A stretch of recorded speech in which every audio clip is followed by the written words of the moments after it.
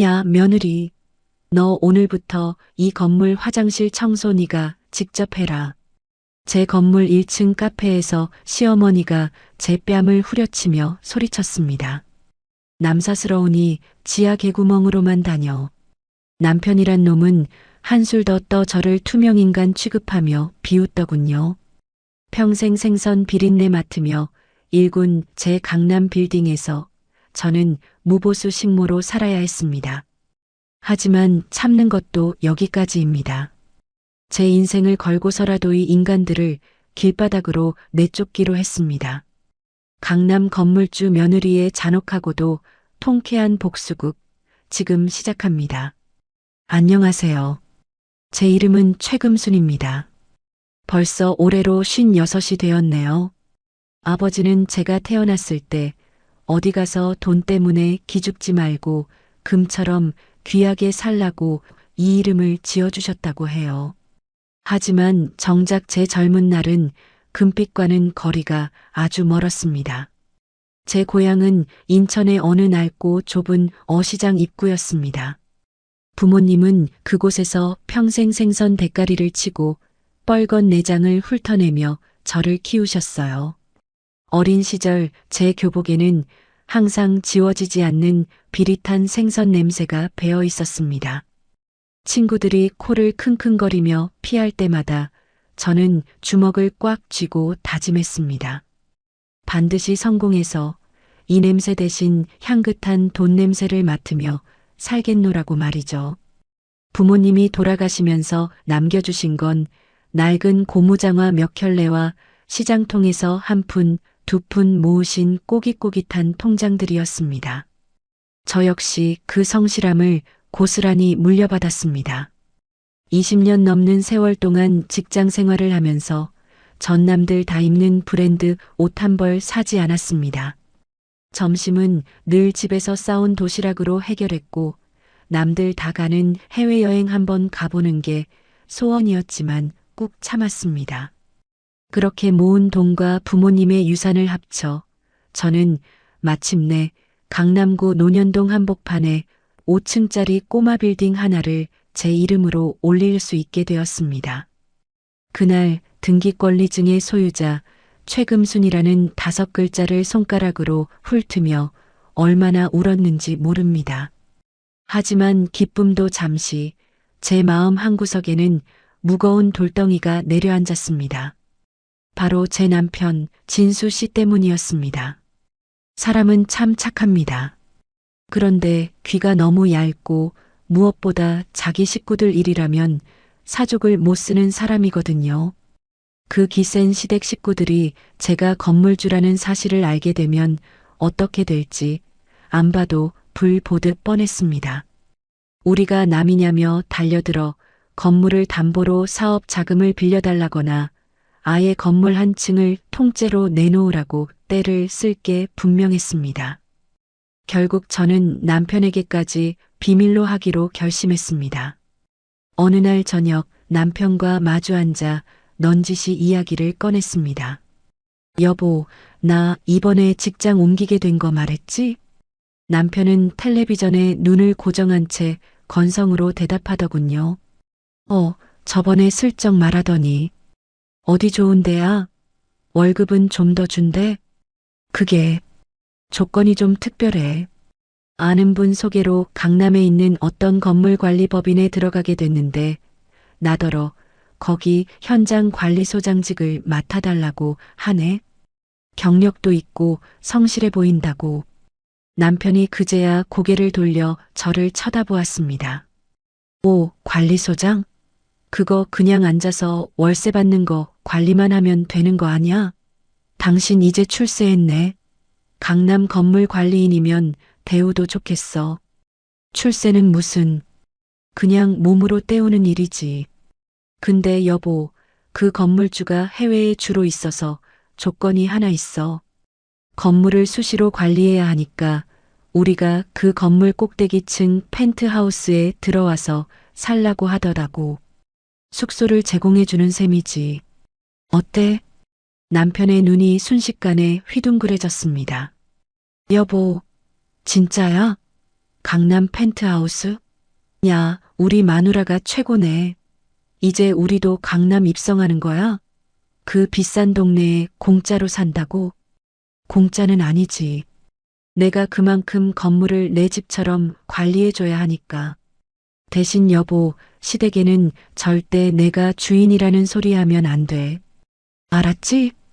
그냥 운 좋게 관리직으로 취직해서 숙소로 제공받은 거라고만 해. 안 그러면 어머니 또 형님들 데리고 난리 치실 거 알잖아. 남편은 제 손을 덥석 잡으며 확신에 찬 목소리로 말했습니다. 걱정 마, 당신. 내가 입이 얼마나 무거운데. 우리 엄마한테는 그냥 당신이 거기 직원이라고 딱 잘라 말할게. 와, 나 이제 친구들한테 강남 산다고 자랑해도 되는 거지?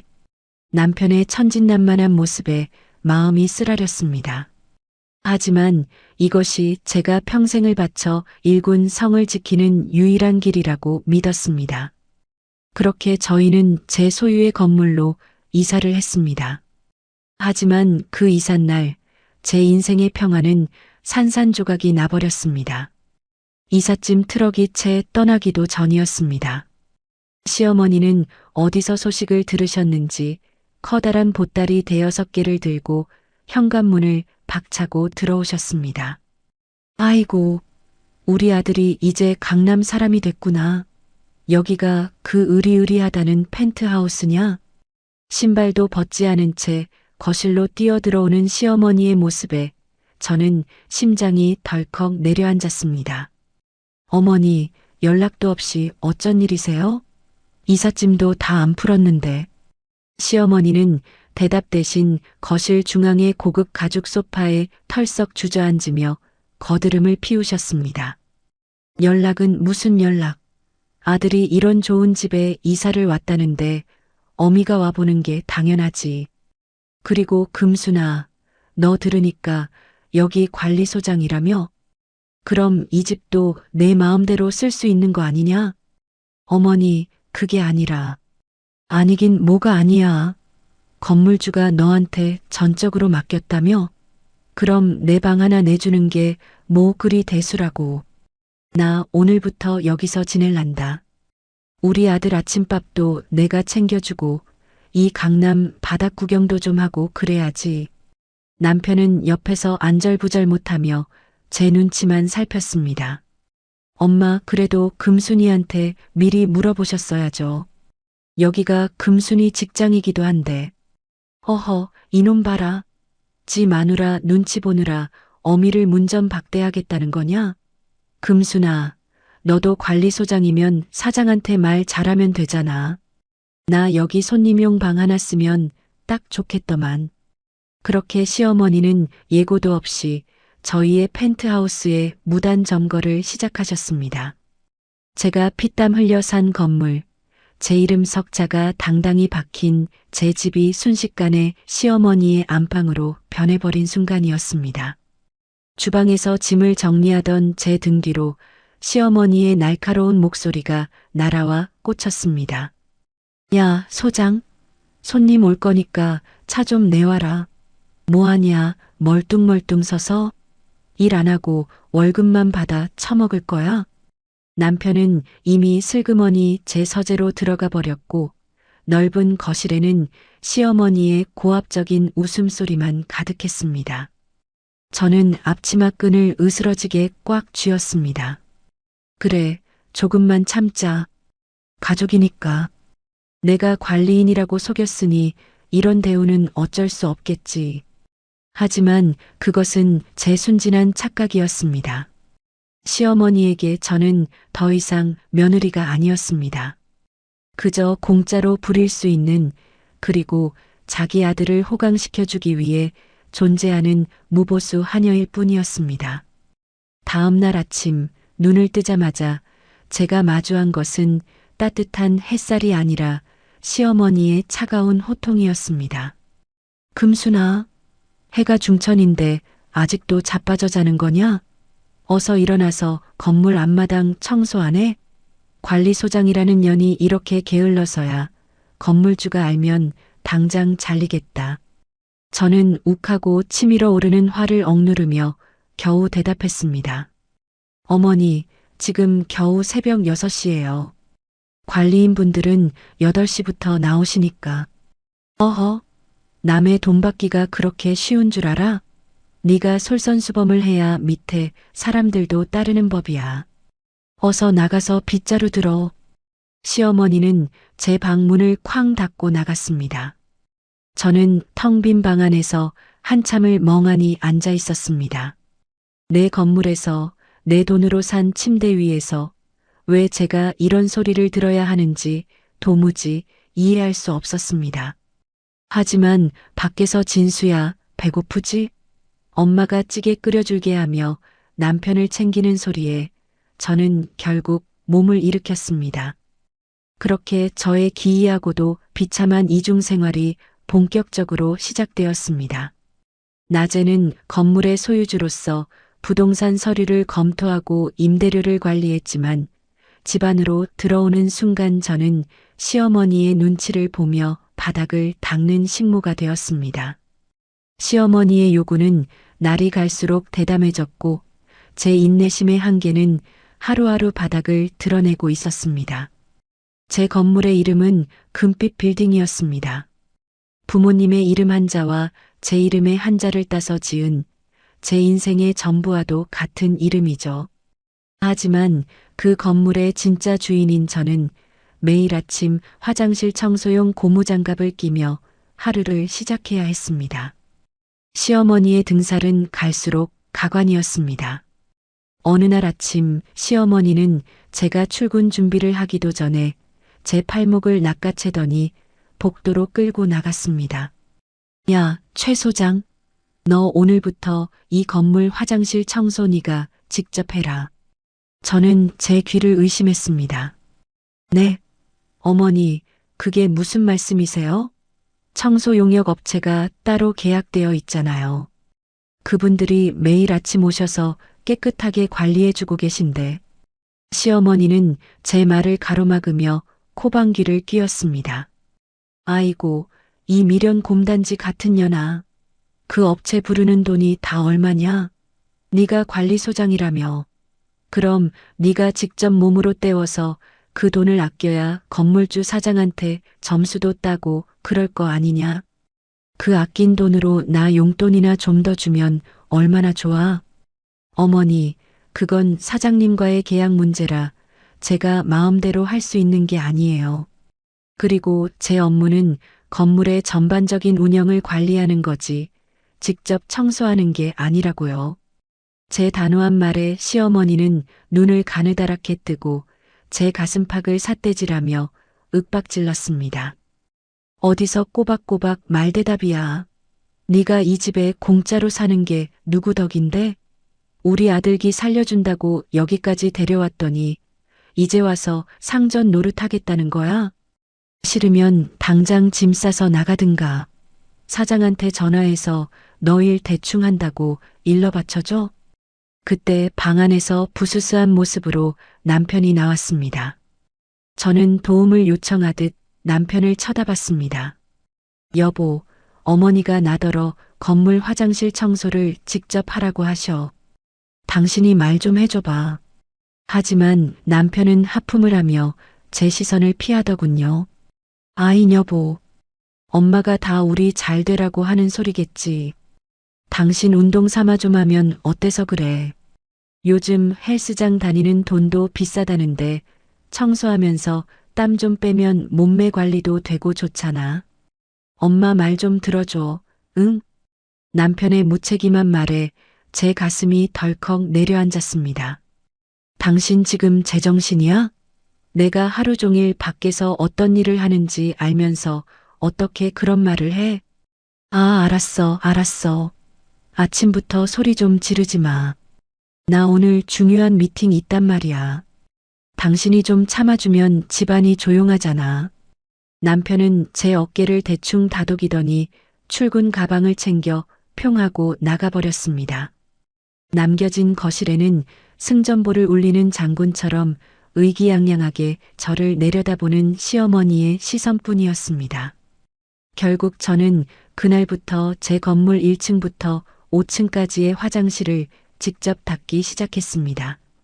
락스 냄새에 코가 찡하고 허리가 끊어질 듯 아파왔지만 제가 참은 이유는 단 하나였습니다.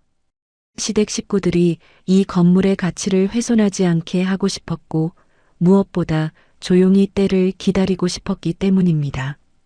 하지만 시어머니의 만행은 여기서 끝이 아니었습니다. 어느 날 오후 시어머니는 동네에서 사귄 친구들을 무더기로 데리고 펜트하우스로 들이닥쳤습니다. 화장실 청소를 마치고 땀 범벅이 되어 들어온 저를 보며 시어머니는 기다렸다는 듯 손가락질을 했습니다. 어머 얘, 너 몰골이 그게 뭐니? 손님들 오셨는데 인사도 안 하고 당장 가서 앞치마 메고 차 좀 내와. 시어머니의 친구들은 화려한 모피 코트와 보석으로 치장한 채 소파에 앉아 저를 위아래로 훑어봤습니다. 아이고, 이 집 며느리예요? 아들이 강남 건물주라더니 며느리는 참 수수하네. 한 아주머니의 비아냥거리는 말에 시어머니가 가식적인 웃음을 터뜨리며 맞장구를 쳤습니다. 말도 마세요. 얘는 그냥 우리 집 식모나 다름없어. 여기 건물 관리인으로 취직시켜줬더니 고마운 줄도 모르고 맨날 툴툴거린다니까. 야, 최 소장. 뭐해? 저기 비싼 닭이 세트 꺼내서 대추차 좀 진하게 달여와. 저는 부들부들 떨리는 손으로 주방으로 향했습니다. 차를 준비하는 내내 거실에서는 저를 비웃는 소리가 끊이지 않았습니다. 그래도 시어머니가 마음이 넓으시네. 이런 며느리도 거두어 주시고. 요즘 젊은 애들은 영악해서 이런 거 안 하려고 할 텐데. 영악하긴요. 얘가 갈 데가 어디 있다고. 우리 아들이 아니었으면 지금쯤 시장통에서 생선이나 다듬고 있었을 애예요.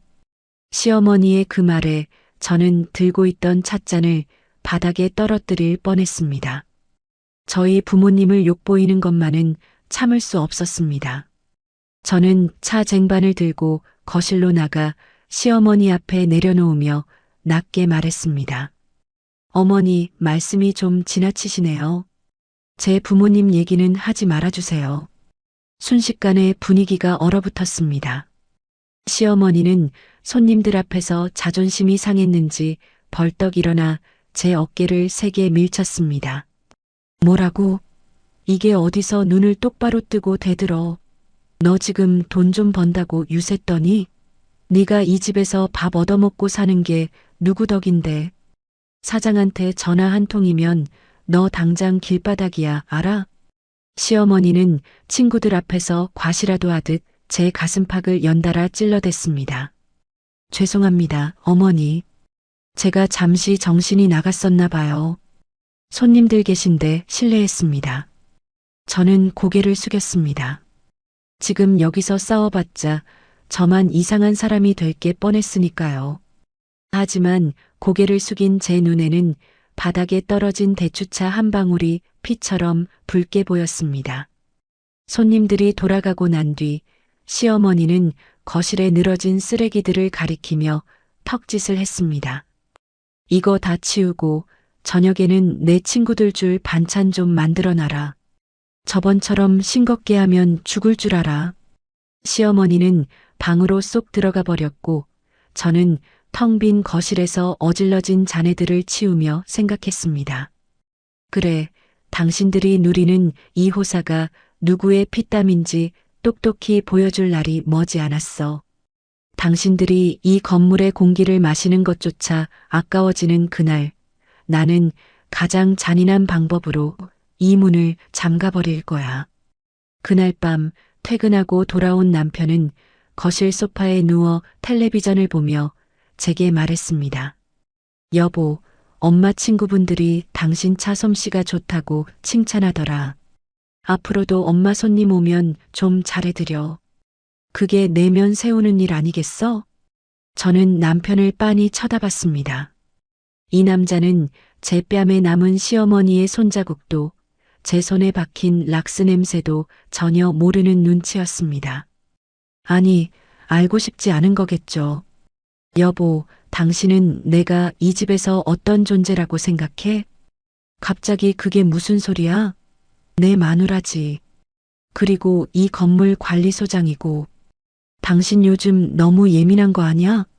일하기 힘들면 그만두든가. 남편은 귀찮다는 듯 고개를 돌렸습니다. 저는 더 이상 아무 말도 하지 않았습니다. 남편에 대한 마지막 기대가 바스라져 가루가 되는 소리가 들리는 듯 했습니다. 저의 이 고통스러운 연극은 이제 절정을 향해 가고 있었습니다. 시어머니는 제가 파놓은 배려라는 함정에 스스로 깊숙이 빠져들고 있었고, 저는 조용히 그 함정의 입구를 덮을 준비를 시작했습니다. 다음 날 저는 평소 친하게 지내던 부동산 중개소 김 사장님에게 전화를 걸었습니다. 사장님, 저 금순입니다. 저번에 말씀하신 그 투자자분 아직 생각 있으시대요? 네. 건물 매각 절차를 조용히 시작하고 싶어서요. 수화기 너머로 김 사장님의 놀란 목소리가 들려왔지만 저는 차분하게 말을 이어갔습니다. 제 목소리는 그 어느 때보다 단단하고 차가웠습니다. 제 인생의 성이었던 이 건물을 제 손으로 무너뜨리기로 한 순간 이상하게도 제 마음은 시베리아 벌판처럼 평온해졌습니다. 겉으로 보기엔 평온한 나날들이었습니다. 하지만 제 속은 이미 시커멓게 타들어가고 있었지요. 사람의 욕심이라는 게 참 무섭더군요. 시어머니는 이제 펜트하우스에 만족하지 못하고 건물 전체를 본인의 영토인 양 휘젓고 다니기 시작하셨습니다. 어느 날 오후였습니다. 1층에 입점해 있는 작은 카페 사장님에게서 다급한 연락이 왔습니다. 최 소장님, 정말 죄송한데 잠깐만 내려와 주실 수 있을까요? 그 소장님 시어머니라고 하시는 분이 지금 저희 가게에서. 사장님의 목소리는 파르르 떨리고 있었습니다. 저는 예감이 좋지 않아 서둘러 1층으로 내려갔습니다. 카페 문을 열자마자 보이는 건 팔짱을 낀 채 의자에 거만하게 앉아있는 시어머니와 그 앞에서 어쩔 줄 몰라 하며 고개를 숙이고 있는 젊은 여사장님이었습니다. 어머니, 여기서 지금 뭐 하시는 거예요? 제 목소리에 시어머니는 오히려 기세등등하게 저를 쳐다보셨습니다. 어머, 최 소장 왔냐? 너 관리 교육을 어떻게 시키는 거니? 내가 이 건물 안방마님인데 이 여편니가 나한테 커피값을 받겠다잖니? 세상에, 자기 집 거실에서 물 한 잔 마시는데 돈 내는 사람 봤어? 카페 사장님은 울상이 되어 제 눈치를 살폈습니다. 소장님, 그게 아니라 어머님께서 벌써 일주일째 매일 오셔서 친구분들까지 5~6명씩 데려오시고는 결제를 한 번도 안 해주셔서요. 저희도 재료비랑 월세가 있는데. 저는 얼굴이 화끈거려 고개를 들 수가 없었습니다. 제 건물의 소중한 임차인에게 제 시어머니가 이런 몰상식한 짓을 저지르고 있다니요. 어머니, 여긴 어머니 집 거실이 아니에요. 엄연히 장사하는 가게잖아요. 사장님, 정말 죄송합니다. 제가 대신 계산할게요. 제가 지갑을 꺼내려 하자 시어머니는 제 손목을 탁 치며 소리를 지르셨습니다. 야, 너 미쳤니? 왜 생돈을 남한테 퍼줘?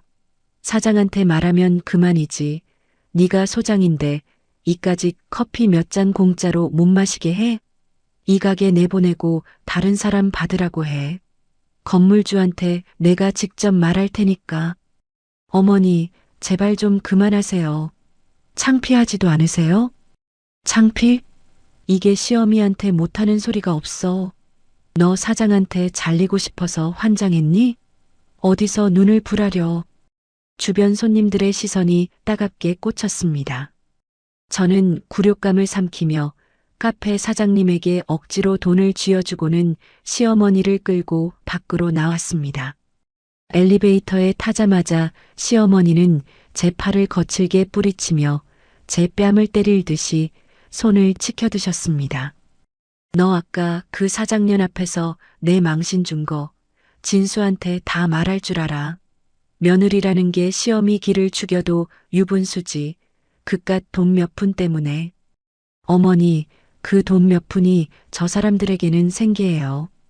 제발 건물 일에 관여하지 마세요. 사장님이 아시면 저 정말 잘려요. 잘리면 잘리는 거지. 우리 아들이 있는데 네가 뭐가 걱정이야? 너 설마 그 쥐꼬리만한 월급 때문에 나한테 이래? 어머, 기가 막혀서 정말. 시어머니는 씩씩거리며 펜트하우스로 올라가 버리셨습니다. 저는 엘리베이터 거울에 비친 제 모습을 보았습니다. 락스 냄새가 밴 옷차림, 헝클어진 머리, 그리고 비참함으로 일그러진 얼굴. 제 건물 안에서 저는 그 누구보다 가난하고 초라한 사람이 되어 있었습니다. 그날 밤 역시나 남편의 추궁이 시작되었습니다.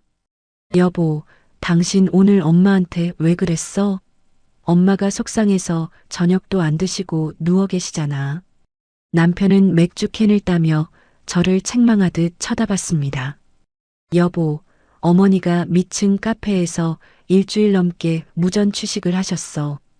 당신은 그게 정상이라고 생각해? 임차인들이 우리를 어떻게 보겠어? 아니, 뭐 엄마가 좀 그러실 수도 있지. 당신이 관리소장이니까 적당히 장부에서 빼주면 되는 거 아냐? 당신 융통성이 너무 없다, 정말. 장부에서 빼다니? 그건 횡령이야, 당신. 내가 주인도 아닌데 어떻게 내 마음대로 해? 에이, 누가 알아? 당신이 사장이랑 친하다며. 그 정도 편의도 못 봐주나? 엄마는 당신이 강남 건물 관리한다고 해서 친구들한테 자랑도 엄청나게 하셨는데 당신이 그렇게 대놓고 무안을 주면 엄마 체면이 뭐가 돼? 남편의 말 한마디 한마디가 제 가슴에 대못을 박았습니다. 이 남자는 저를 걱정하는 게 아니라 오로지 자기 엄마의 체면과 본인의 안락함만을 생각하고 있었습니다. 여보, 나 정말 힘들어서 못하겠어. 우리 그냥 예전처럼 작은 아파트로 나가서 살자. 나 소장 일도 그만둘래. 제 말에 남편은 들고 있던 맥주캔을 테이블에 쾅 내려놓았습니다. 무슨 소리야? 당신 미쳤어? 여기 펜트하우스가 월세가 얼마인 줄 알아? 나 이제 친구들한테 여기 산다고 다 말해놨단 말이야. 당신 일 그만두면 우리 다시 그 좁아터진 데로 돌아가라고? 절대 안 돼. 당신은 내가 겪는 수모는 안 보여? 당신 엄마가 나를 식모 취급하고 사람들 앞에서 망신 주는 건 안 들리냐고. 엄마가 나이가 드셔서 그래. 당신이 좀 참아주면 되잖아. 왜 이렇게 이기적으로 굴어? 당신만 참으면 우리 가족 다 행복한데. 남편은 짜증 섞인 목소리로 소리를 지르더니 방으로 들어가 문을 쾅 닫아버렸습니다. 정막이 흐르는 거실, 저는 소파에 파묻혀 한참을 울었습니다. 아니, 사실 눈물도 나오지 않았습니다. 그저 가슴속에 아주 차갑고 단단한 무언가가 자라나는 기분이었습니다. 이기적이라고? 그래, 이제 진짜 이기적인 게 뭔지 보여줄게. 저는 휴대폰을 꺼내 부동산 김 사장님에게 메시지를 남겼습니다. 사장님, 저 최금순입니다. 건물 매매 가격 저번에 말씀하신 것보다 5억 더 낮춰도 좋습니다. 대신 조건이 있습니다. 잔금 치르는 날 바로 명도 집행할 수 있게 해주세요. 단 하루의 유예도 주지 않는 조건입니다. 답장은 금방 왔습니다. 아니, 소장님, 5억이나요? 그럼 바로 임자 나타나죠. 그렇게 서두르시는 이유라도 있으신가요? 저는 차가운 미소를 지으며 타이핑했습니다. 건물에 벌레가 좀 꼬여서요. 빨리 소독하고 싶네요. 다음 날부터 저는 평소보다 더 부지런히 움직였습니다. 시어머니가 시키는 온갖 잡일도 군말 없이 다 해냈습니다. 심지어 시어머니가 야, 내 발톱 좀 깎아라 하고 발을 내밀 때도 저는 묵묵히 손톱깎이를 들었습니다. 어머, 웬일이니? 네가 웬일로 고분고분해? 진작 이랬으면 얼마나 좋아. 시어머니는 기분이 좋아졌는지 콧노래까지 흥얼거리며 제 머리를 툭툭 쳤습니다. 당연히 그래야죠, 어머니. 제가 생각이 짧았습니다. 앞으로는 어머니 편하게 모실게요. 제 입에선 독약 같은 거짓말이 술술 흘러나왔습니다. 시어머니는 제가 완전히 굴복했다고 믿었는지 이제는 건물 관리인들에게까지 큰 소리를 치며 위세를 떨쳤습니다. 여봐, 아저씨. 거기 청소 똑바로 안 해? 내가 이 건물 안주인이야, 알아? 마음에 안 들면 최 소장 시켜서 당장 잘라버릴 거니까 똑바로 하라고.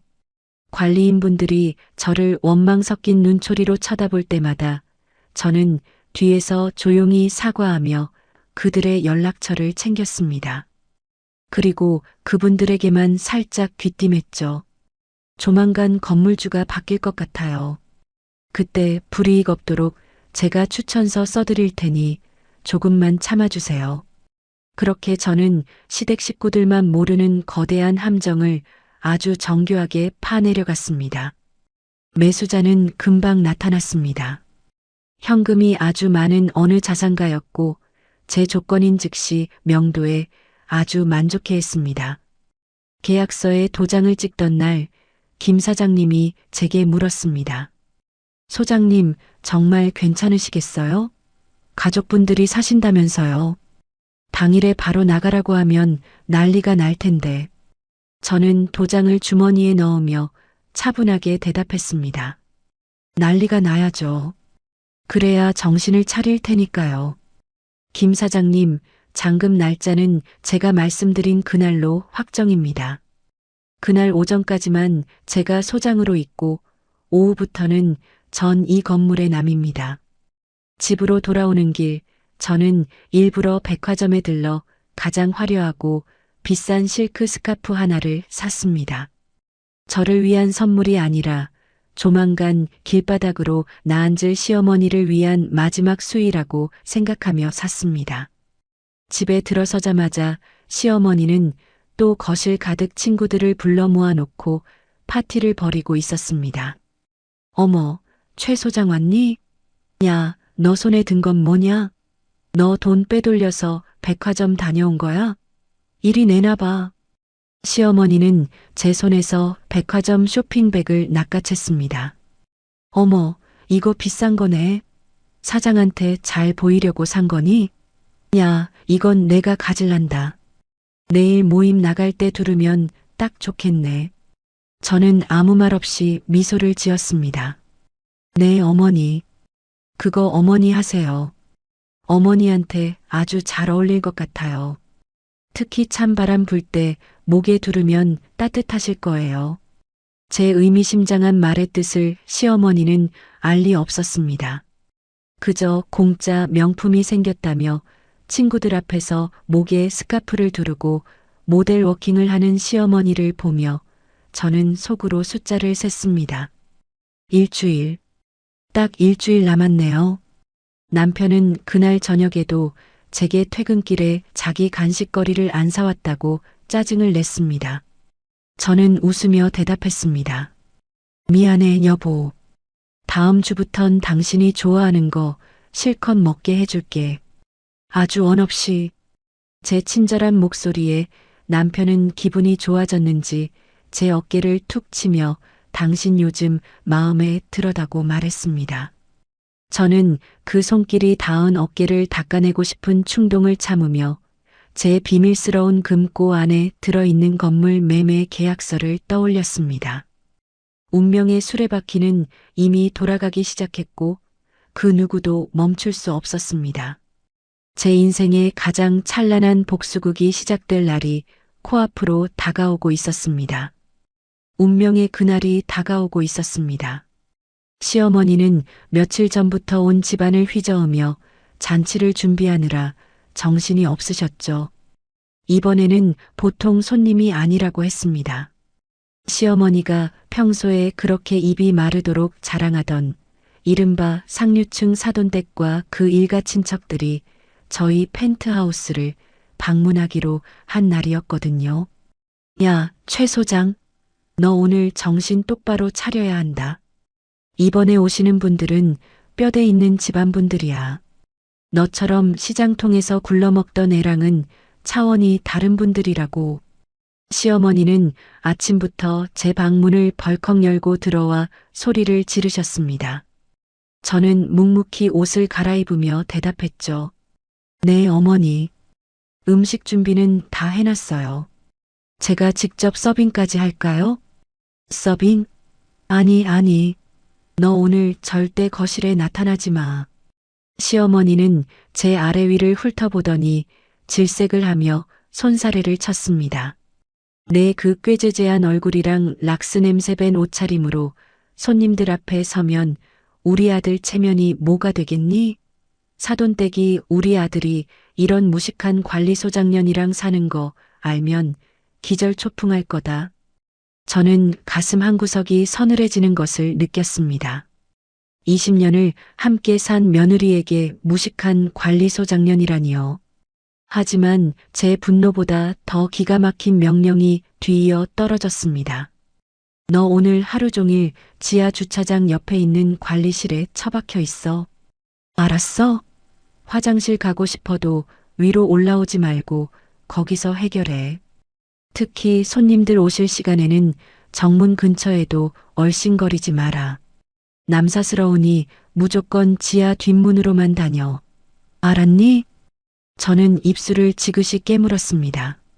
제 건물, 제 집에 정문을 두고 지하 주차장 개구멍으로 기어다니라니. 어머니, 제가 왜 그래야 하죠? 저도 이 집 사람인데 왜 지하로 숨어 다녀야 합니까? 제 물음에 시어머니는 눈을 치켜뜨며 제 가슴팍을 사정없이 밀쳤습니다. 이게 어디서 말대답이야. 내 행색이 쪽팔리니까 그러는 거 아냐. 네가 주인이라도 되는 줄 알아? 넌 그냥 이 건물 관리인일 뿐이야. 주제 파악 좀 해라. 응? 사장한테 잘리고 길바닥에 나앉고 싶지 않으면 시키는 대로 해. 그때 거실에서 넥타이를 매던 남편이 슬그머니 다가왔습니다. 저는 마지막 희망을 걸고 남편을 바라봤습니다. 여보, 당신도 들었지? 어머니가 나보고 지하로만 다니래. 당신이 말 좀 해줘봐. 내가 왜 내 집에서 도둑놈처럼 숨어 다녀야 해? 하지만 남편은 제 눈을 피하며 넥타이만 매만졌습니다. 아이 여보, 엄마가 다 생각이 있으셔서 그러는 거지. 오늘 오시는 분들이 좀 까다로우신 분들이잖아. 괜히 당신이랑 마주쳐서 며느리가 건물 관리인이다 뭐다 소문나면 내 입장이 곤란해져. 그냥 하루만 참아주면 안 될까? 당신 원래 참는 거 잘하잖아. 남편의 그 무심하고 비겁한 말투. 당신 원래 참는 거 잘하잖아라는 그 말이 제 심장에 비수를 꽂았습니다. 제가 참아온 세월이, 제가 그를 위해 배려했던 모든 순간이 한순간에 당연한 숙명으로 치부되는 순간이었습니다. 당신, 정말 그렇게 생각해? 내가 지하로 기어다니는 게 당신 체면보다 중요해? 아, 거참 되게 따지네. 당신도 우리 집 잘 되는 게 좋잖아. 나 이번에 그분들한테 투자 좀 받으려고 공들이고 있다고. 당신이 초 좀 치지 마, 제발. 남편은 짜증을 내며 제 어깨를 거칠게 밀치고 나갔습니다. 닫힌 문 너머로 시어머니의 비아냥거리는 소리가 들려왔습니다. 들었지? 우리 아들도 네가 창피하단다. 어서 짐 챙겨서 지하로 내려가. 당장. 저는 텅 빈 방 안에서 한참을 서 있었습니다. 제 손등에는 시어머니가 밀친 자국이 붉게 피어올라 있었고 제 가슴 속에는 그보다 더 붉은 증오가 타오르고 있었습니다. 그래, 당신들이 원하는 대로 지하로 가줄게.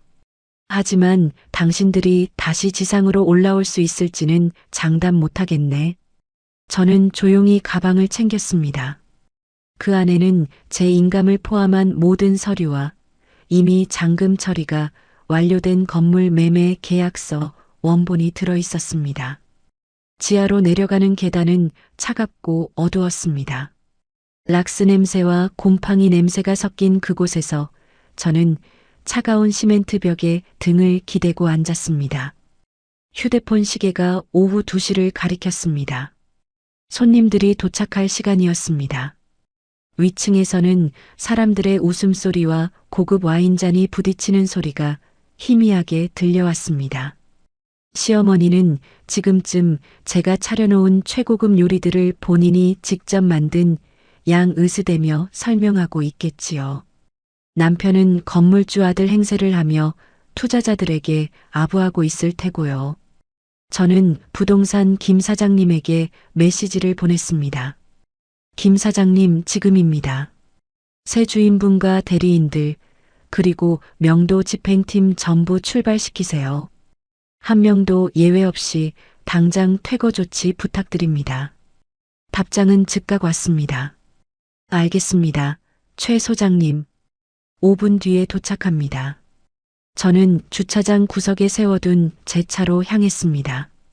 차에 올라타 시동을 꺼는 순간 백미러에 비친 제 눈빛이 낯설 정도로 서늘했습니다.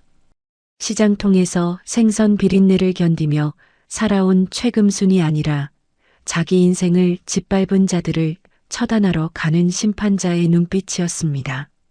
잠시 후 요란한 타이어 소리와 함께 검은색 승용차 여러 대와 커다란 트럭이 건물 정문 앞에 멈춰 서는 것이 보였습니다. 강제 집행이라는 붉은 글자가 선명한 조끼를 입은 사람들이 우르르 내렸습니다.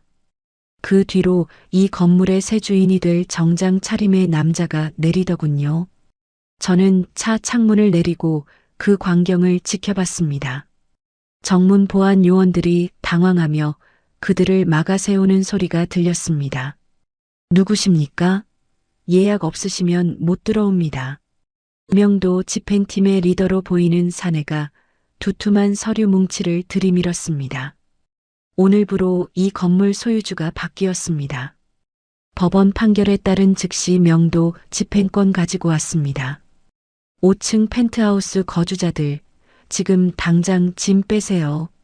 네, 그게 무슨, 여기 소장님이, 소장이고 뭐고 필요 없습니다. 전 소장 최금순 씨가 이미 매각 절차 다 끝냈고 오늘 오전으로 임대차 계약도 전부 종료되었습니다. 길 막지 말고 비켜요. 우당탕거리는 소리와 함께 사람들이 건물 안으로 들이닥쳤습니다. 저는 그 모습을 보며 차 안에서 차분하게 블루투스 이어폰을 귀에 꽂았습니다. 그리고 전화를 걸었죠. 제 남편, 아니, 이제는 남보다 못한 그 남자에게 말입니다. 신호음이 몇 번 울리더니 남편의 짜증 섞인 목소리가 들려왔습니다. 여보, 지금 손님들이랑 중요한 얘기 중인데 왜 전화를 해? 당신 지하에 있으라니까. 저는 낮고 차분한 목소리로 대답했습니다. 여보, 밖에서 누가 찾아온 것 같던데. 문 좀 열어줘야 할 거야. 누구? 사돈댁 식구들 더 오셨나? 알았어. 내가 나가볼게. 끊어.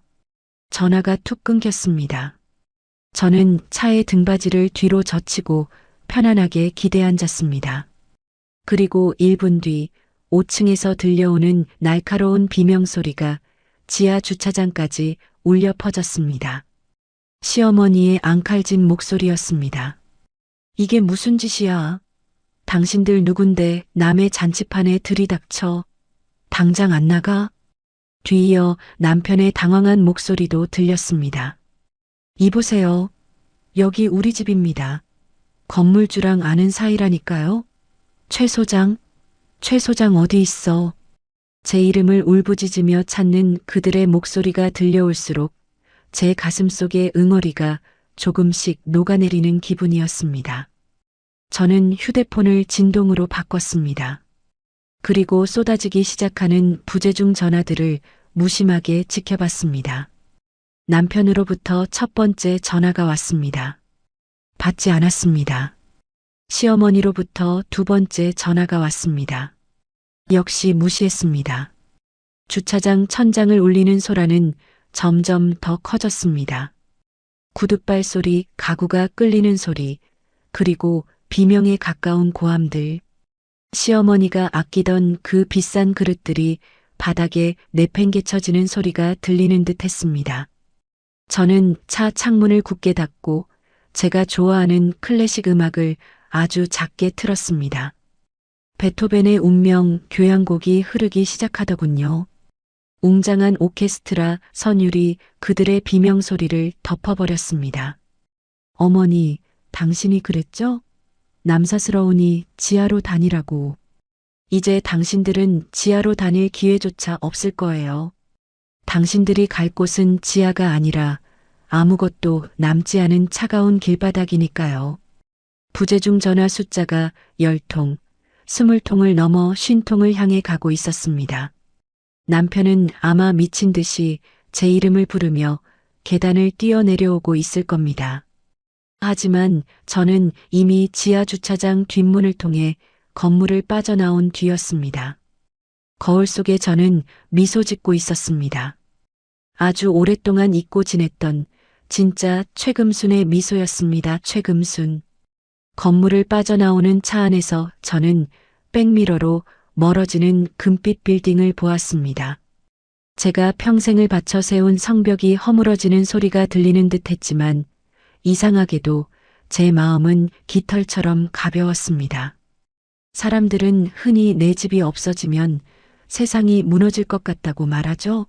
하지만 제게 그 건물은 이미 제 소유가 아니라 저를 올가매고 식모로 만들었던 거대한 감옥일 뿐이었습니다. 저는 미리 예약해둔 시내의 5성급 호텔로 향했습니다. 체크인을 하고 들어선 스위트룸은 정적 그 자체였습니다. 락스 냄새도 비린내도 시어머니의 앙칼진 호통도 없는 완벽한 평화였죠. 저는 가장 먼저 휴대폰을 침대 위에 던져두었습니다. 진동 모드로 바뀐 휴대폰은 이미 미친 듯이 몸을 떨며 존재감을 과시하고 있었거든요. 그 시각 금빛 빌딩 앞은 아마 아수라장이었을 겁니다. 나중에 부동산 김 사장님을 통해 전해 들은 이야기는 제가 상상했던 것보다 훨씬 더 처참하고 통쾌했습니다. 이보쇼? 이게 지금 뭐 하는 짓이야? 내가 이 건물 안주인이라니까. 우리 아들이 누군 줄 알고 이래? 시어머니는 명도 집행팀원들의 바짓가랑이를 붙잡고 늘어졌다고 합니다.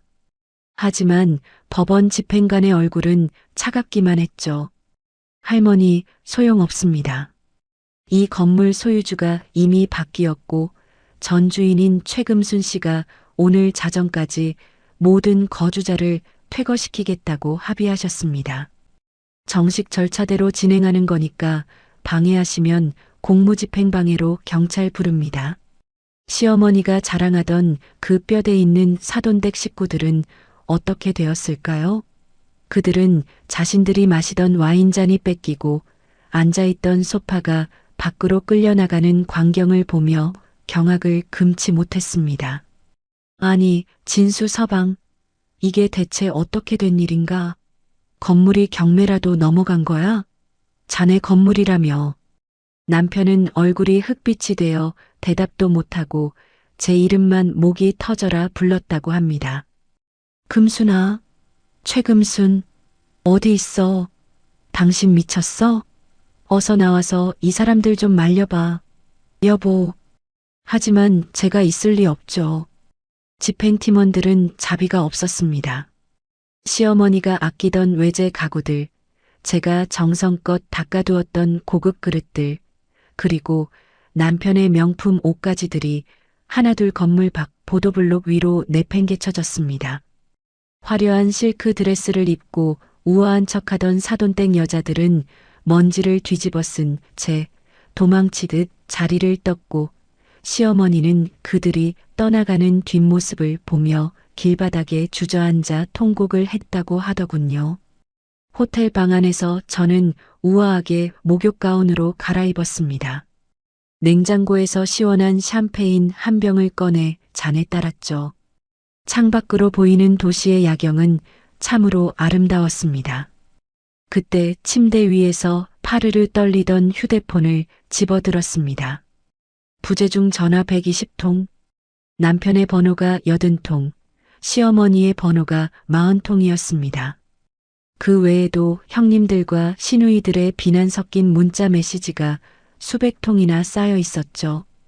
저는 소파에 깊숙이 몸을 묻고 남편에게서 걸려온 12번째 전화를 받았습니다. 스피커폰 너머로 들려오는 소리는 목소리가 아니라 짐승의 울부짖음 같았습니다. 최금순, 너 지금 어디야? 당신 제정신이야? 지금 집 앞에 사람들이 들이닥쳐서 짐 다 빼고 난리가 났다고.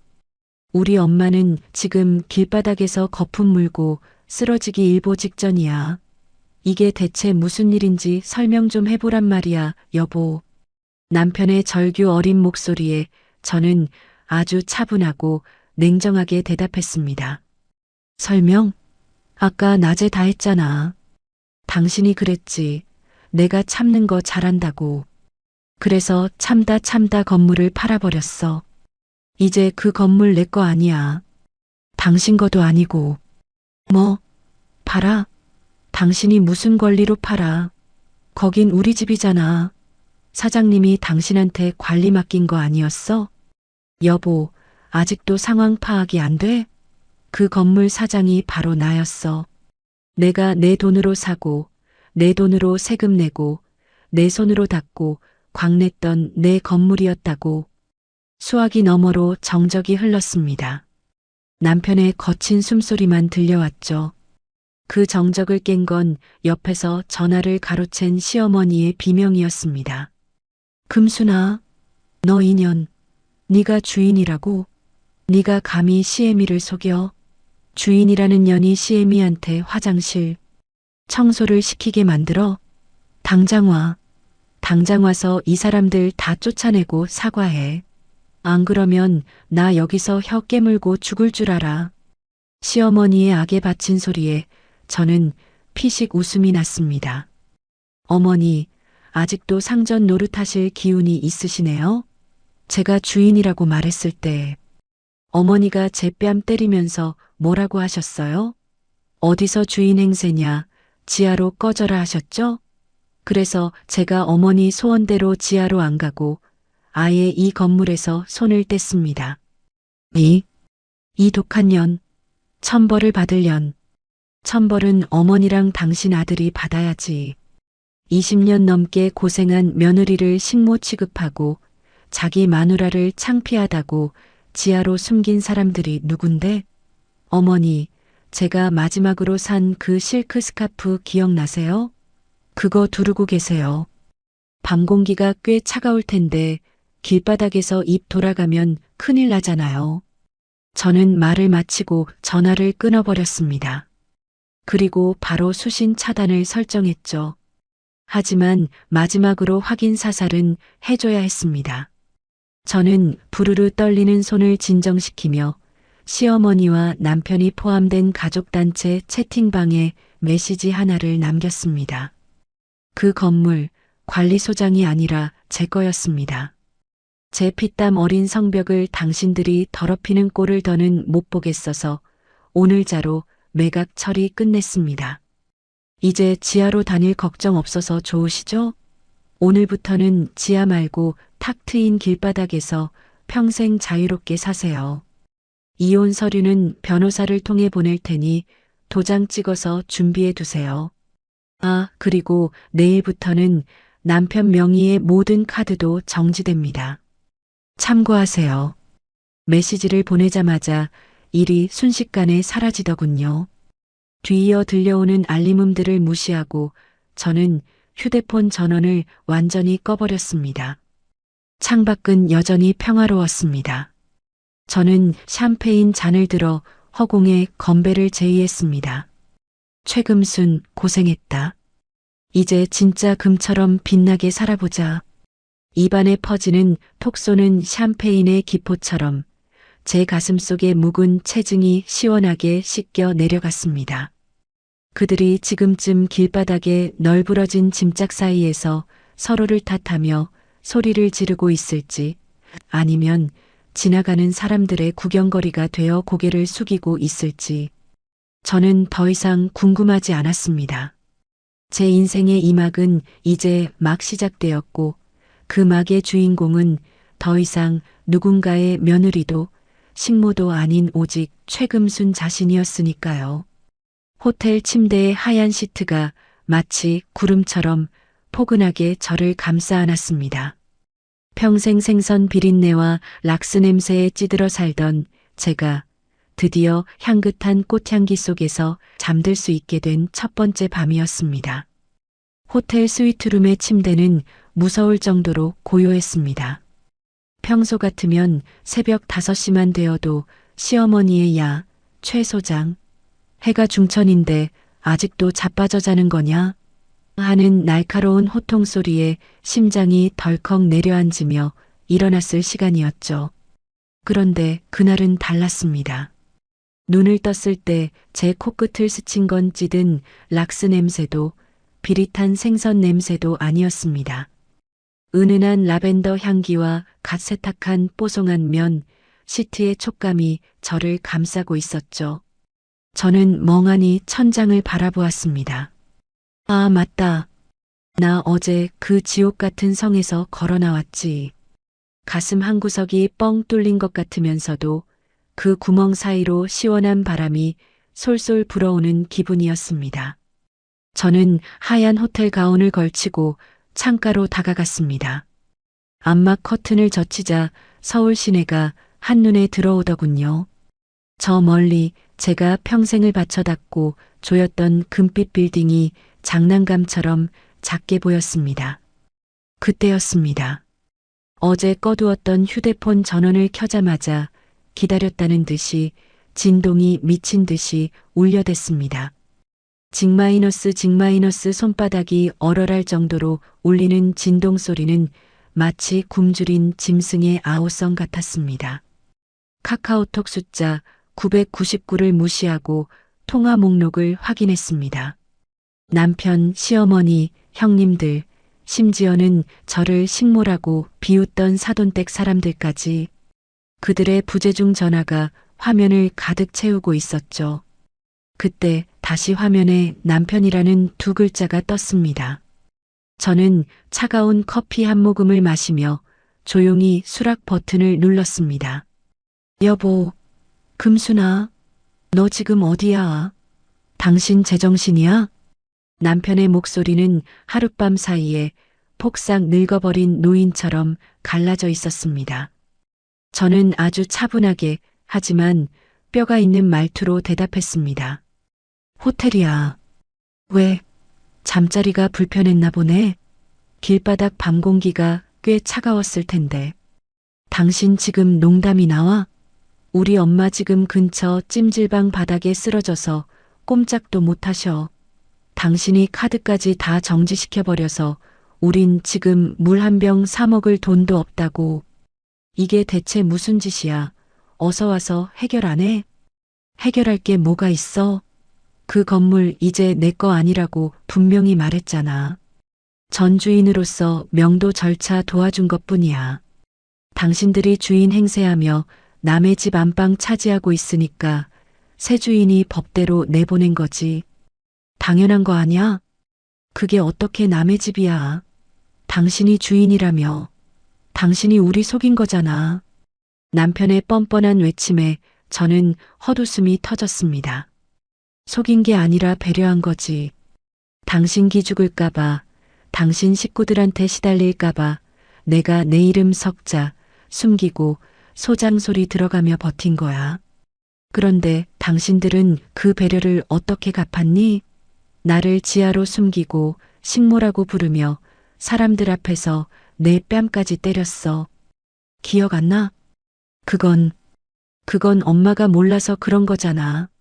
당신이 주인인 거 알았으면 엄마가 그랬겠어?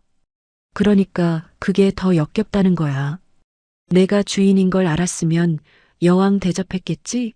사람을 사람으로 안 보고 건물주냐 식모냐에 따라 대우를 바꾸는 그 밑바닥 인성 말이야. 당신도 마찬가지야. 여보, 당신은 한 번이라도 나한테 고생한다고, 락스 냄새 난다고 손 잡아준 적 있어? 당신은 내 건물을 사랑한 거지. 최금순이라는 여자를 사랑한 게 아니라고. 수화기 너머로 거친 숨소리만 들려왔습니다. 저는 전화를 끊으려다 한마디 덧붙였죠. 어머니 모시고 고시원이라도 알아봐.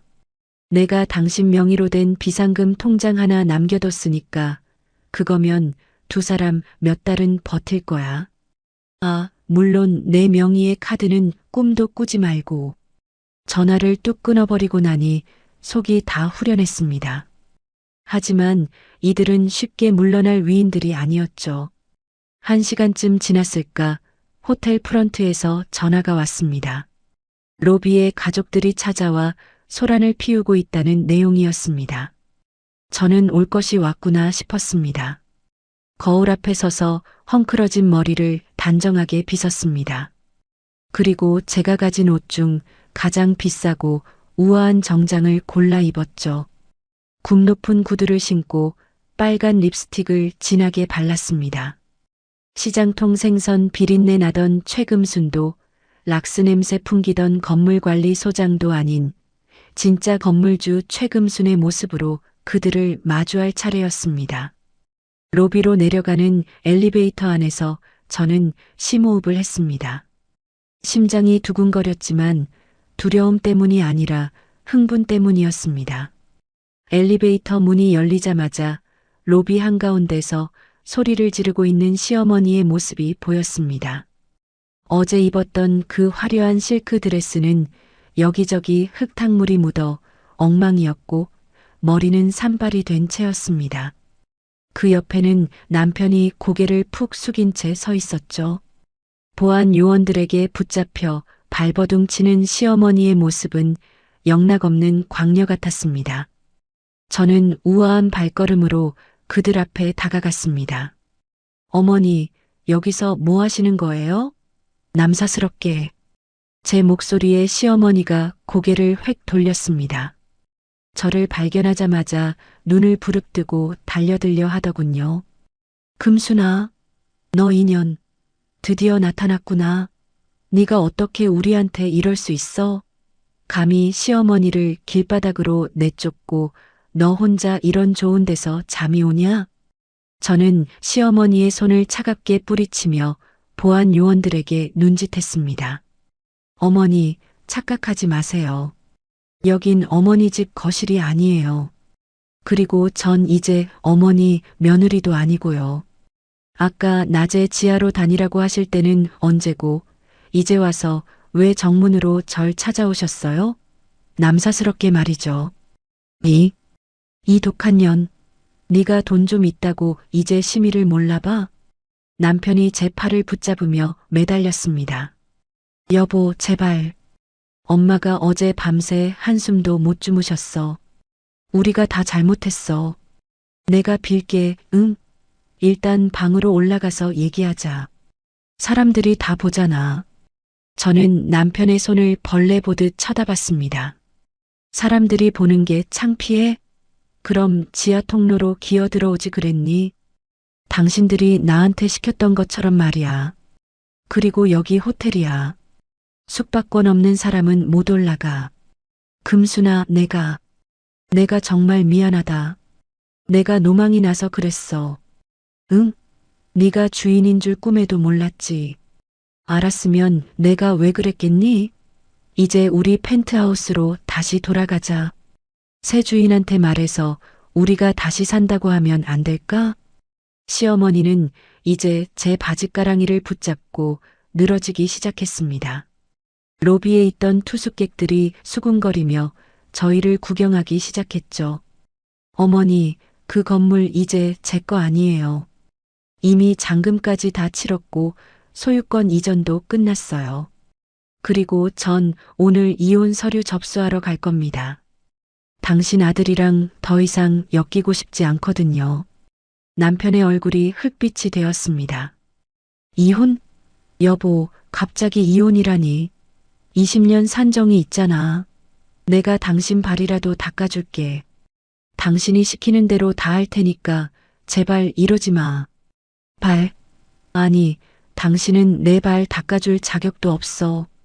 당신이 지켜야 했던 건 체면이 아니라 나였어. 그런데 당신은 나를 버렸지. 이제 와서 건물이 아까워 매달리는 당신 모습 정말 역겨워. 저는 보안 요원들에게 단호하게 말했습니다. 이분들 밖으로 모셔주세요. 다시 오면 무단 침입으로 경찰 부르겠습니다. 금순아, 금순아, 이 나쁜 년아. 시어머니의 비명소리가 로비 천장을 울리며 멀어져 갔습니다. 질질 끌려나가는 그들의 뒷모습을 보며 저는 가방에서 선글라스를 꺼내 썼습니다. 로비의 대형 유리창 너머로 비치는 제 모습은 그 어느 때보다 당당했습니다. 저는 호텔 문을 열고 밖으로 걸어 나왔습니다.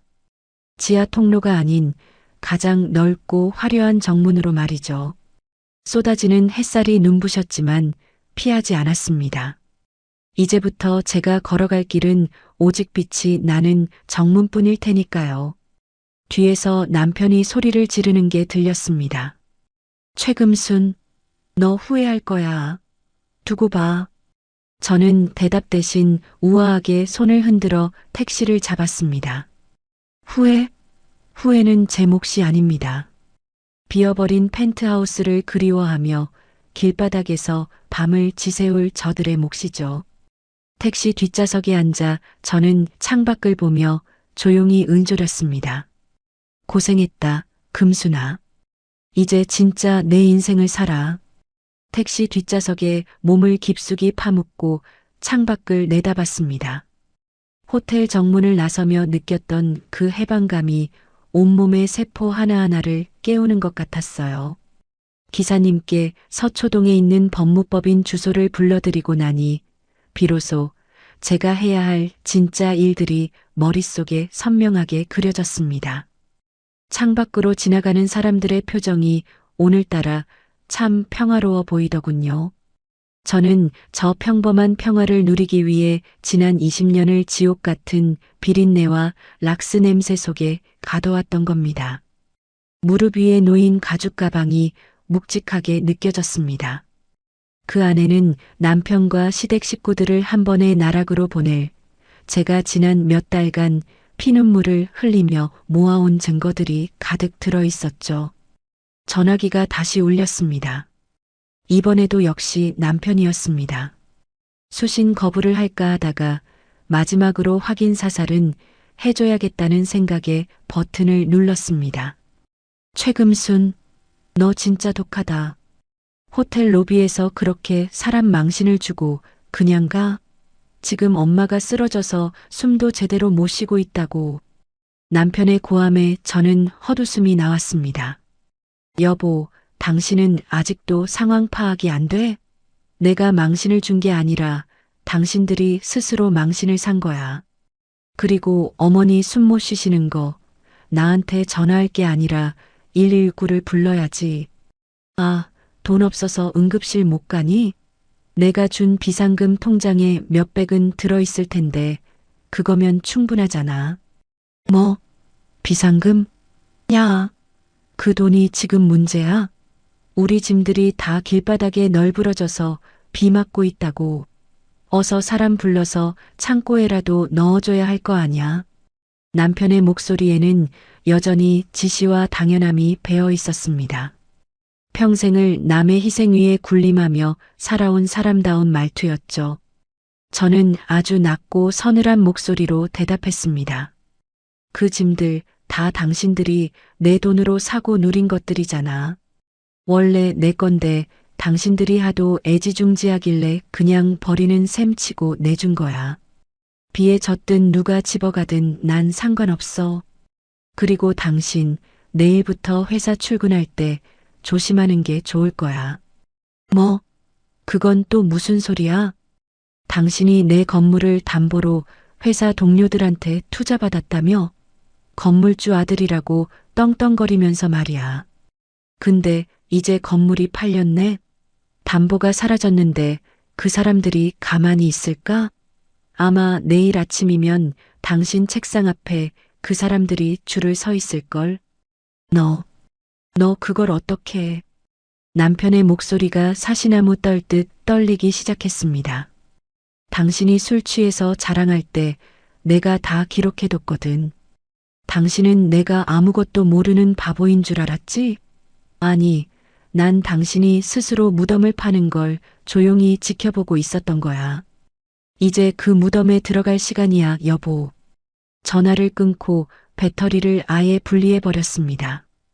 이제 그들의 비명 섞인 소음은 제 인생에서 영원히 차단될 겁니다. 법무법인 사무실에 들어서자 미리 연락해둔 박 변호사가 저를 맞이했습니다. 깔끔한 정장 차림에 날카로운 안경을 쓴 그는 제가 준비한 서류 뭉치를 하나씩 훑어보기 시작했죠. 최 소장님, 아니 이제 최금순 씨라고 불러드려야겠네요. 준비하신 자료들이 정말 방대합니다. 특히 이 녹취록들이 결정적이겠는데요. 박 변호사가 가리킨 건 시어머니가 제게 지하로 꺼져라, 식모년이 어디서 정문으로 다니냐며 폭언을 퍼부었던 그날의 대화가 담긴 녹음기였습니다. 변호사님, 저는 그들이 단순히 집에서 쫓겨나는 것으로는 부족하다고 생각합니다. 제가 20년간 겪은 인격 모독과 노동 착취에 대해 법적으로 할 수 있는 모든 복수를 다 하고 싶어요. 제 말에 박 변호사는 고개를 끄덕이며 차트를 넘겼습니다. 가능합니다. 우선 이혼 소송은 유책 사유가 남편에게 아주 명확하기 때문에 위자료 청구에서 압도적으로 유리합니다. 그리고 더 중요한 건 남편분이 소장님의 건물 임대료와 관리비를 사적으로 유용한 부분입니다. 이건 업무상 횡령으로 형사 고소까지 가능해요. 횡령요? 네. 소장님은 관리법인을 세워 건물을 관리하셨고 남편분은 명목상 이사직을 맡으셨죠. 그런데 여기 장부를 보면 남편분이 본인 누나들에게 정기적으로 송금한 내역과 유흥비로 쓴 내역들이 법인 자금에서 나갔습니다. 이건 공금을 횡령한 겁니다. 저는 그 순간 소름이 돋았습니다. 남편이 제 돈을 빼돌리는 건 알고 있었지만 그것이 법적으로 범죄가 된다는 사실이 저에게는 가장 큰 무기가 된 것이죠. 그리고 시어머니가 소장님의 개인 카드를 유용해 산 명품 가방과 보석들, 그것들도 작물이나 다름없습니다. 반환 청구 소송과 함께 절도죄로 고소할 수 있습니다. 이미 소장님이 카드를 빌려준 적이 없다는 증거, 그리고 시어머니가 강압적으로 카드를 가져갔던 날의 관리실 CCTV 영상도 확보해 두셨으니까요. 변호사의 설명을 들으며 저는 지난 세월의 억울함이 조금씩 풀리는 기분이었습니다. 제가 시어머니의 친구들을 위해 커피를 타고 뺨을 맞으면서도 끝까지 관리소장이라는 가면을 벗지 않았던 이유. 바로 이 법적인 증거들을 완성하기 위해서였거든요. 자, 그럼 이제 본격적으로 시작해 볼까요? 우선 남편분의 급여와 남은 자산들에 대해 가압류 신청부터 들어가겠습니다. 그리고 시어머니와 시누이들에게는 명예훼손과 노동력 착취에 대한 손해배상 청구 소송장을 보낼 겁니다. 사무실을 나오는데 서초동의 법조타운 위로 해가 뉘엿뉘엿 지고 있었습니다. 노을빛이 제 발등을 비추는데 문득 예전 어시장에서 부모님이 생선을 다듬던 그 붉은 대야 속 물빛이 떠오르더군요. 아버지, 어머니, 저 이제 진짜 주인이 되어가고 있어요. 단순히 건물을 가진 주인이 아니라 제 인생의 권리를 완벽하게 되찾은 주인요. 입가에 옅은 미소가 번졌습니다. 다음 날 아침 세상은 평소와 다름없이 돌아가고 있었지만 남편의 일상은 아마 지옥 불 속으로 던져졌을 겁니다. 박 변호사를 통해 남편의 회사로 내용 증명이 발송되었고 동시에 그가 투자금을 빌렸던 동료들에게도 담보건물 매각 소식이 전해졌을 테니까요. 저는 호텔 조식을 여유롭게 즐기며 신문을 읽었습니다. 설탕을 넣지 않은 블랙커피가 오늘따라 유독 달콤하게 느껴졌습니다. 그때 호텔 로비에서 다시 소란이 일어났다는 전언을 들었습니다. 하지만 저는 내려가지 않았습니다. 대신 지배인에게 한마디만 전했죠. 법원에서 온 집행관들이 아니면 그 누구도 제 앞에 데려오지 마세요. 그게 누구든 간에요. 창밖으로는 어제 길바닥에 내팽개쳐졌던 시댁 식구들의 짐들이 트럭에 실려 어디론가 실려가는 모습이 보였습니다. 아마 고물상이나 폐기물 처리장으로 가겠죠. 마치 그들의 인생처럼요. 전화기가 없는 평화로운 아침, 저는 다시 펜을 들어 제 새로운 인생의 계획서를 쓰기 시작했습니다. 그날 오후 박 변호사에게서 짧은 메시지가 왔습니다. 남편분 회사에서 난리가 났다고 합니다. 투자자들이 남편분 멱살을 잡고 경찰서까지 끌고 갔다네요. 시어머니는 찜질방에서 쫓겨나 지금 큰 시누이 집 대문 앞에 앉아 계신답니다.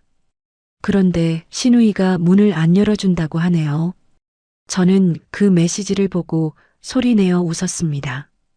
끈끈하던 가족에도 돈이라는 담보가 사라지니 순식간에 모래성처럼 허물어지는 법이죠. 남편을 그토록 치켜세우던 시누이들이 이제는 짐덩이가 된 엄마와 남동생을 외면하는 모습? 그것이야말로 제가 보고 싶었던 최고의 결말 중 하나였습니다. 하지만 이건 시작일 뿐입니다. 그들이 제게 지하로 다니라고 했던 그 굴욕, 사람들 앞에서 저를 식모라고 부르며 비웃었던 그 대가. 저는 그것을 아주 천천히 그리고 아주 고통스럽게 하나씩 돌려줄 생각입니다. 법의 이름으로 그리고 제가 가진 모든 정당한 권리의 이름으로 말이죠. 남편이 경찰서 유치장에 갇혔다는 소식을 들은 건 그로부터 이틀 뒤였습니다. 투자 사기 및 횡령 혐의. 평소에 우리 마누라가 강남 건물 소장인데 실소유주나 다름없다며 호기를 부리고 다녔던 게 화근이었죠. 담보가 사라진 투자자들은 한순간에 맹수로 돌변해 남편의 숨통을 조였습니다. 시어머니는 어떻게 되었냐고요? 큰 시누이 집에서 문전박대를 당한 뒤 결국 제가 결제해둔 그 낡은 고시원으로 기어 들어갔다고 하더군요. 평생 펜트하우스에서 대리석 바닥만 밟으며 왕비 행세를 하던 노인네에게 창문도 없는 한 평짜리 방은 지옥보다 더 끔찍했을 겁니다. 저는 변호사를 통해 시어머니에게 한 가지 제안을 보냈습니다. 남편의 처벌을 원치 않는다는 탄원서를 써주는 대신 당신이 가진 모든 폐물과 가방들을 내놓으세요. 그리고 저에게 서면으로 진심 어린 사과문을 작성해 동네 신문에 광고로 내세요. 물론 그 노인네가 사과를 할 리 없다는 걸 잘 알았습니다. 자존심이 목숨보다 귀한 사람입니까요? 예상대로 시어머니는 고시원 복도가 떠나가라 소리를 지르며 제안을 거부했다고 합니다. 내가 죽으면 죽었지. 그 비린내 나는 년한테 사과를 해? 내가 걔를 어떻게 키웠는데 감히 나한테 이런 수모를 줘. 하지만 며칠 뒤 남편의 구속영장이 실질 심사에 들어간다는 소식이 들리자 시어머니는 제 발등에 불이 떨어진 듯 다시 제 호텔로 찾아와 울부짖었습니다. 금순아, 제발 우리 아들 좀 살려줘. 내가 잘못했다. 내가 미쳤었어. 내가 내 발이라도 닦아줄게. 응? 제발 탄원서 한 장만 써줘. 우리 아들 감옥 가면 나 정말 죽어. 호텔 유리문 너머로 보이는 시어머니의 모습은 참으로 가관이었습니다.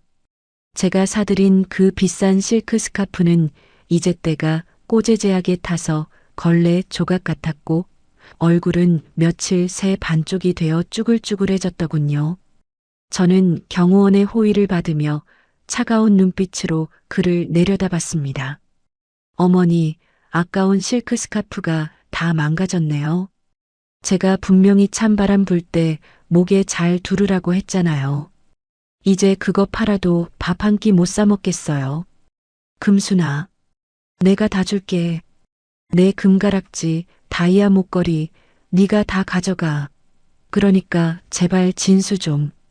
그거 원래 제 돈으로 산 거잖아요. 어머니가 뺏어간 거나 다름없는 제 물건들, 제가 왜 제 돈 주고 다시 사야 하죠? 어머니, 전 어머니 아들 살려줄 생각 눈곱만큼도 없어요. 오히려 더 오래 감옥에 있었으면 좋겠네요. 그래야 제가 안심하고 다리 뻗고 잘 것 같거든요. 저는 냉정하게 몸을 돌려 차에 올라탔습니다. 시어머니가 차창을 두드리며 소리를 질렀지만 방음이 잘 되는 고급 세단 안은 평온하기만 했습니다. 자, 이제 시누이들 차례인가요? 저는 변호사에게 전화를 걸었습니다. 시누이들이 제 카드로 유용했던 명세서들을 바탕으로 본격적인 민사소송을 제기하라고 지시했죠. 그들은 지금쯤 자기들끼리 서로를 탓하며 싸우고 있을 겁니다. 남편이 챙겨주던 생활비가 끊기자마자 그들의 우아한 사모님 생활도 끝이 났을 테니까요. 저는 이제 강남의 화려한 빌딩 대신 조용하고 아담한 숲속의 집을 알아보고 있습니다. 더 이상 건물의 노예가 되어 쓸고 닦지 않아도 되는 곳. 오직 저만을 위한 공간에서 제가 좋아하는 책을 읽고 제가 마시고 싶은 차를 마시며 여생을 보낼 준비를 하고 있어요. 인생의 폭풍우가 지나간 자리에 비로소 맑은 하늘이 드러나고 있었습니다. 비린내 나던 어시장의 어린 소녀가 강남의 건물주라는 거창한 이름을 지나 이제는 진정으로 자유로운 최금순이라는 인간으로 돌아온 순간이었습니다. 하지만 저는 아직 멈추지 않을 겁니다. 그들이 법정에서 자신의 죄를 낱낱이 고백하고 제가 겪었던 그 수모의 무게만큼 눈물을 흘리는 그날까지 제 복수라는 이름의 정의는 계속될 테니까요. 법원 복도의 차가운 공기가 오늘따라 유독 상쾌하게 느껴졌습니다. 20년 전 결혼식 날 입었던 하얀 웨딩드레스보다 더 눈부신 상아색 정장을 차려입고 저는 거울 앞에 섰습니다. 거울 속에 저는 더 이상 시장통의 비린내에 고개를 숙이던 어린 소녀도 락스 냄새에 찌들어 지하 계단을 청소하던 이름 없는 식모도 아니었습니다. 오직 제 인생의 당당한 주인, 최금순 그 자체였죠. 재판장 입구에서 남편 진수를 다시 만났습니다. 펜트하우스에서 쫓겨나 고시원과 찜질방을 전전했다는 그의 행색은 그야말로 처참함 그 자체였어요. 한때는 제 돈으로 산 고급 정장을 걸치고 어깨에 힘을 주던 남자였는데 이제는 무릎이 튀어나온 낡은 바지에 때자국이 선명한 셔츠 차림이더군요. 저를 발견한 남편은 비굴하게 달려와 제 팔을 붙잡았습니다. 여보, 금순아, 나 한 번만 살려줘, 응? 우리 엄마 지금 찜질방에서 하도 울어서 눈도 안 보이신데. 우리가 어떻게 20년을 살았는데 이렇게 매몰차게 끝내니? 그 건물 판 돈 엄청나잖아. 그거 우리 둘이 합친 재산이나 다름없는데 나 작은 빌라 하나만 얻어줘. 그럼 내가 당신 평생 모시고 살게. 당신 발이라도 닦아주며 속죄할게. 저는 피식 웃음이 났습니다.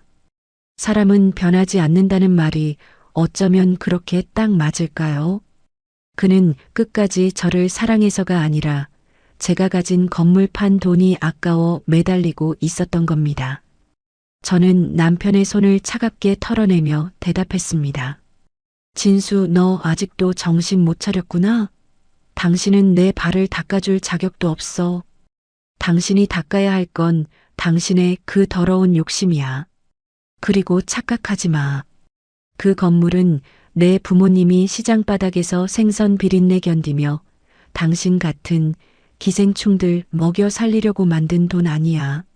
내 피땀이고 내 눈물이야. 당신이 거기 손댈 권리는 단 1원도 없어. 금순아, 너 정말 이럴 거야? 나 감옥 가게 내버려 둘 거야? 감옥? 죄를 지었으면 가야지. 내 돈 빼돌려서 누나들 명품백 사주고 유흥비로 쓴 거, 그거 다 횡령이야. 법대로 해. 난 이제 당신 선처해 줄 마음 눈곱만큼도 없으니까.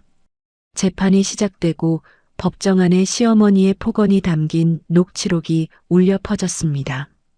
지하로 꺼져라. 남사스러우니 얼굴 내밀지 마라.